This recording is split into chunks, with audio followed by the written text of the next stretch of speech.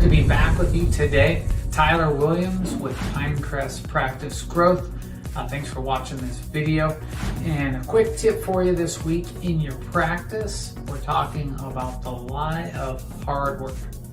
As you can see, I've written up here hard work and put a big line through it. Okay, a lot of people think they can work themselves out of a rut.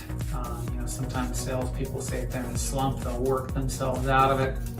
Maybe your practice is a little off track of its goals. We certainly had an unusual year and turn of events, but we've also had some great things happen too, and you got to find ways to turn lemons into lemonade. So, if you're in a rut, if your numbers are down, if you're struggling to get new patients, if your profitability is down, your collections, okay, I'll be the first to tell you hard work is not your answer. Now, I'm not saying not to work hard, because I certainly believe in the value of hard work. I think it's great.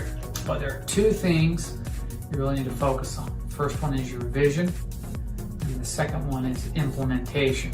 Because if you don't have a clear vision and a way to implement it, then all that hard work may be just grunt work that's driving you to the ground, and that's when people get burnout. So they say the average hygienist works for 7 years before he or she gets burned out.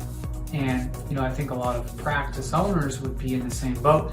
But once you own a practice, you have to work because you have big bills to pay. So if you just make it about hard work, you'll be working longer hours and you'll be trading time for money. And the most successful practice owners, most successful business owners I know, they don't trade their time for money. They value their time as one of their most prized and precious assets. So make sure you have your vision down for what you want to accomplish in your practice, your goals, the reason you practice, the mission of your practice, who you treat, meaning both your patients and your team members, what vendors you work with. But really just sit down and write this out on a piece of paper.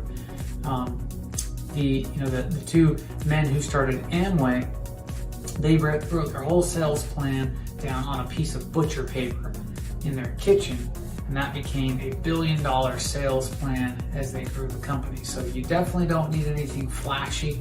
You can get some paper like I have here, even just a notepad, and write some things down.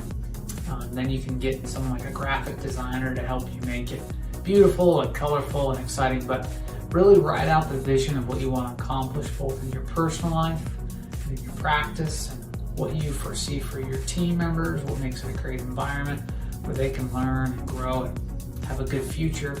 Because dentistry is not a sprint, it's a marathon. It's about the long-term relationships with your patients and your team. And the second one, which is most important, is implementation. So especially in dentistry, we're very scientific. We like facts. We want to know all the details. And so it's easy to get caught up in the little nuances that keep us from taking action. So if you're having a tough time taking with action, just start with something today. And as long as you're putting a couple things in the queue each day to get done, over a year's time, even a month and a quarter, you'll see things really ramp up, and you'll see some great results. So don't get overwhelmed with trying to do everything in one day. If you're like me, you get impatient sometimes and you want to just get things done.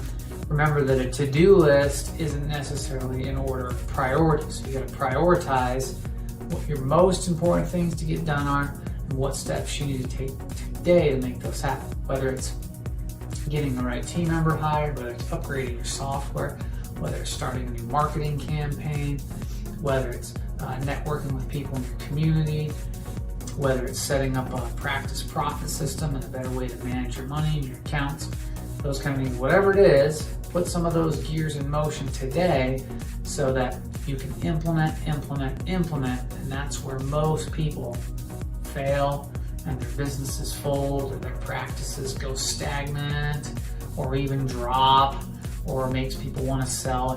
Their record numbers of practices going bankrupt recently, which is pretty alarming considering how strong the economy has been.